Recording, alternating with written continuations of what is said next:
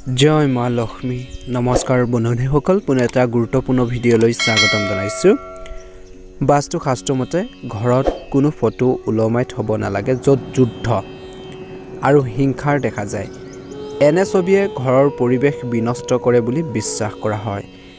এই কাৰণে ঘৰত মহাভাৰতৰ ছবি এখন ৰখাটো অতি শুভ বুলি গণ্য কৰা নহয়।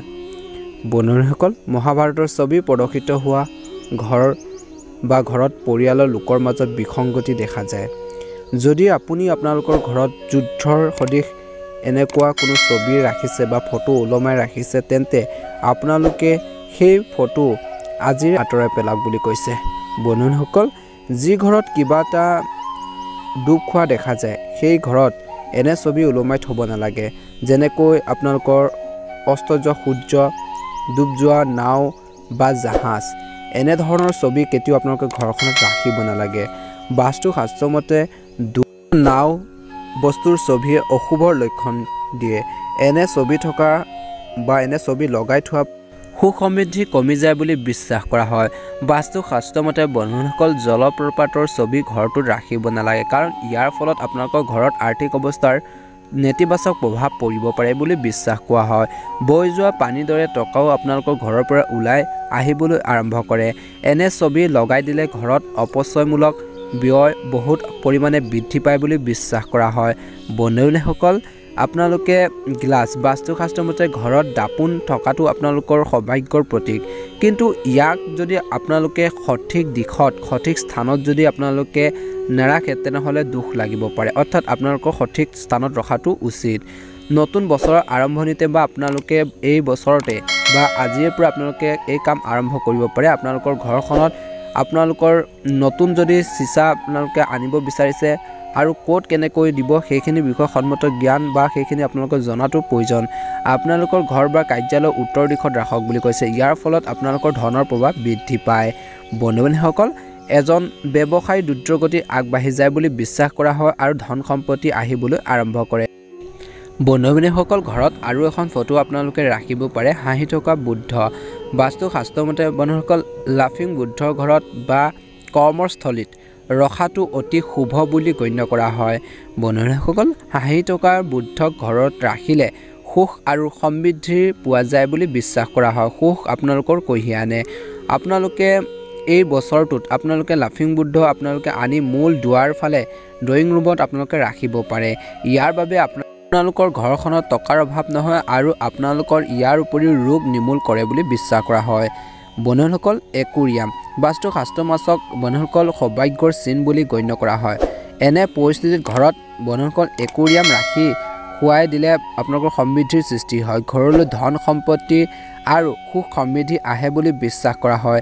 মাছৰ একুৰিয়াম বন্ধুসকল ঘৰৰ উত্তৰ দিশত ৰাখিব লাগে। ইয়াৰ ফলত এই দিশটো আপোনালোকৰ কুবেৰৰ দিশ বুলি গণ্য কৰা হয় আৰু ইয়াৰ ফলত আপোনালোকৰ ঘৰখনত ভগৱানৰ আশীৰ্বাদ বৃদ্ধি পায় বুলি বিশ্বাস কৰা হয়। আপোনালোকৰ সমস্যাখিনিৰ সমাধান হোৱাৰ দিশত আগবাঢ়ি যায়।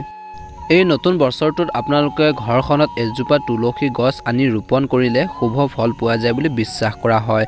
বন্ধুসকল কিন্তু মনত ৰাখিব যে তুলসী গছৰ ঘৰৰ ভিতৰত বা ভিতৰলৈ আপোনালোকৰ অনাৰ আগতে তাৰ ওপৰত গংগা পানীৰে আপোনালোকে আগবঢ়াব লাগিব যাতে ই বিশুদ্ধ হয়। বন্ধুসকল হিন্দু ধৰ্মত তুলসী উদ্ভিদক শ্ৰদ্ধা গণ্য কৰা হয়, ভগৱান বুলি মনা হয়। মাতৃ তুলসীক পূজা কৰা হয়, ইয়াক মাতৃৰ মৰ্যাদা দিয়া হৈছে। কেৱল এয়া নহয়, তুলসী উদ্ভিদ গছজোপাক বন্ধুসকল আৰ্থিক সুবিধাও কঢ়িয়াই আনে বুলি বিশ্বাস কৰা হয়। বন্ধুসকল নৱবৰ্ষত শংখৰ খোলা আপোনালোকে ঘৰলৈ অনাটো অতি শুভ বুলি গণ্য কৰা হয়। ঘৰত শংখৰ অনাৰ পিছত ৰীতি নীতি আপোনালোকে অনুসৰি পূজা কৰিব লাগে। ইয়াৰ পিছত আপোনালোকে শংখটো ঘৰৰ নিৰাপদ স্থানত বা পূজা কৰা স্থানত আপোনালোকে ৰাখিব লাগে, যাতে আপোনালোকৰ টকা ৰাখে আৰু তাতে আপোনালোকে ৰাখিব পাৰে। এনে কৰিলে আপোনালোকৰ ধন সম্পত্তি সম্পৰ্কীয় সমস্যাবোৰ নাইকিয়া হৈ যায় বুলি বিশ্বাস কৰা হয়। ব্যৱসায় আৰু চাকৰিৰ ক্ষেত্ৰতো অগ্ৰগতিৰ সম্ভাৱনা থাকে। বন্ধুসকল ধাতুৰ কচ্ছপ নৱবৰ্ষত ঘৰলৈ লৈ আনিব পাৰে এটা ধাতুৰ কচ্ছপ। বন্ধুসকল ধাতুৰ কচ্ছপক সুখ আৰু সমৃদ্ধিৰ প্ৰতীক বুলি গণ্য কৰা হয়।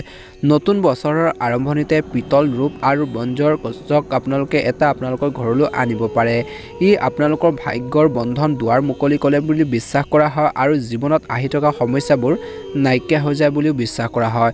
বন্ধুসকল, এই উপায়টো আপোনালোকে অৱলম্বন কৰিব পাৰে ঘৰখনৰ সুখ সমৃদ্ধিৰ কাৰণে। আৰু কেইটামান কথাৰ প্ৰতি আপোনালোকে এই নতুন বৰ্ষৰটোত আপোনালোকে ধ্যান ৰাখিব। নতুন বছৰত যদি আপুনি বাস্তু কিছুমান বিশেষ মাপকাঠিৰ চেষ্টা কৰে তেন্তেহ'লে বন্ধুসকল মা লক্ষ্মীৰ আশীৰ্বাদ আপোনালোকৰ গোটেই বছৰটো আপোনালোকৰ লগত থাকিব বুলি বিশ্বাস কৰা হয়। বন্ধুসকল, এনে কিছুমান উপায় আপোনালোকে অৱলম্বন কৰিব পাৰে।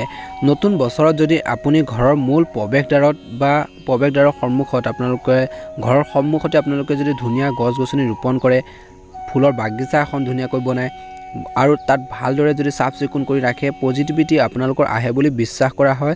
বন্ধুসকল, ইয়াত আপোনালোকৰ সদায় সুখ আৰু সমৃদ্ধি আপোনালোকৰ বৃদ্ধি কৰে। আপোনালোকৰ ঘৰখনত আপুনি মূল প্ৰৱেশদ্বাৰৰ ওচৰতে উদ্ভিদ ৰোপণ কৰিব পাৰে, যি আপোনালোকৰ ধনাত্মক শক্তি প্ৰভাৱিত কৰিবলৈ দিয়ে আৰু যিকোনো ধৰণৰ ঋণাত্মক শক্তি প্ৰৱেশ কৰাত বাধা দিয়ে।